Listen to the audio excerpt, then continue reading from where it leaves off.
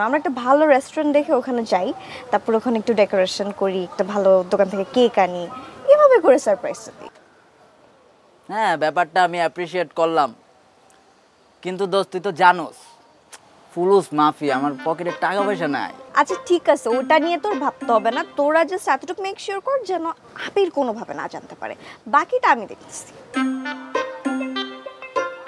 Surprise দেবা? ভালো,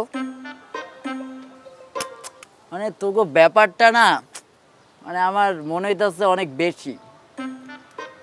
আমার এত বছরের বন্ধুত্ব, স্যার আমি আর বার্থডেটাই মনে রাখতে পারলাম না, তুই কি বন্ধু, আরে এখন সারপ্রাইজ দিবি, রেস্টুরেন্ট ভাড়া কইরা সাজায় গোছায়, কি অবস্থা মামা? আমার একটা সন্দেহ হইতাছে, তুই মনে হয় লইরা চিড়া গেছস।